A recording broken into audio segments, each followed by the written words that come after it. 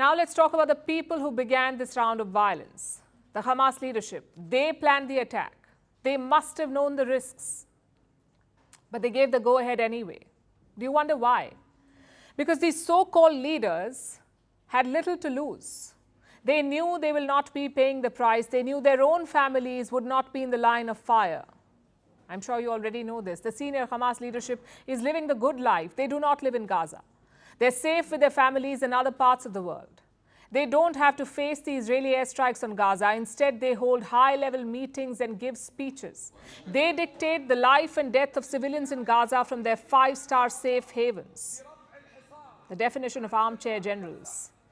And one man exemplifies this, Ismail Haniyeh, the Qatar-based chairman of the Hamas Political Bureau. Here he is in a literal armchair, seated next to Iran's foreign minister. They had a meeting in Qatar's capital, Doha, on Saturday.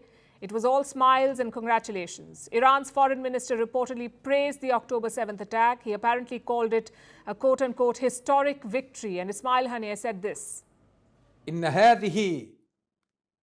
This strategic strike, the resistance strike, which recorded a glorious page in the history of our Palestinian people.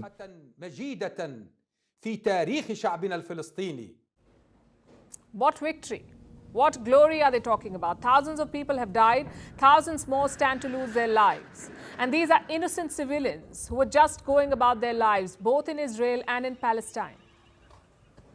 Now a war is going on. Israel is asking Gazans to leave. The Israeli army will commence its ground operation any time now. It is telling people to evacuate North Gaza, and the residents of North Gaza want to flee. They want to move south, perhaps even cross into Egypt. But Egypt doesn't want them, and Hamas leaders say they should not go. There will be no migrating from Gaza and no migrating from the West Bank. No migrating from Gaza to Egypt.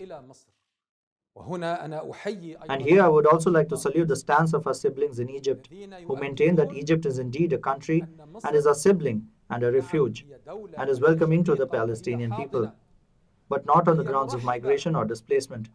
And neither of us can ever accept that. And I say to my siblings in Egypt, our decision is to stay in our country. So your decision is our decision. You heard him.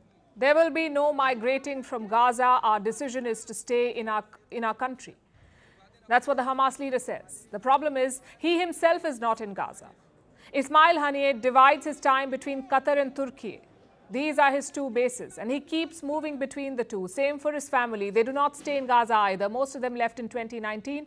Some of them have Turkish passports. In fact, many senior leaders of Hamas have Turkish passports so they can move freely. But they're asking ordinary Gazans to stay put.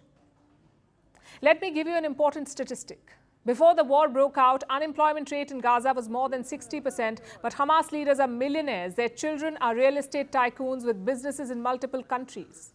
And this has led to resentment in the past. So what is Hamas's excuse? They say Ismail Haniyeh is on a foreign tour to rally support, that he's not abandoned Gaza, he's just traveling for the Palestinian cause.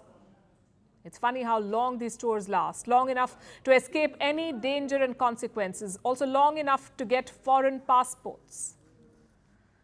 Ismail Haniyeh's family has regularly been accused of corruption. They've reportedly made millions of dollars. They travel around the world.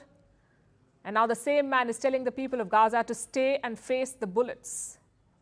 The hypocrisy is staggering, though it's not limited to this man. Other senior Hamas leaders are also thriving in foreign nations, like Deputy Chairman Saleh al-Aruri. He's more often seen in Turkey than in Gaza, and he's always quick to give a soundbite to the press, always talking big about duty and sacrifice, from their gilded armchairs in fancy hotels and conference halls. In fact, this hypocrisy spans most militant organizations. The Taliban leadership does not allow women to study, but their own daughters are studying in schools and universities abroad. Kashmiri separatists shut down schools in the valley, but their children went abroad to get an education. Everywhere you look, the game is rigged. Different rules for ordinary people, special privileges for the leaders and their families. Today we stand with all pride and dignity before this valiant resistance on the land of Gaza and extend into all of the land of Palestine. He said he stands with pride and dignity, but he doesn't stand among the people of Gaza. His children live lavish lifestyles while ordinary Gazan children starve, and that is a fact. Haniyeh and the rest do not face hardships with them. Instead, they're happy to send Palestinians to their graves while they bask in the glory of their sacrifice.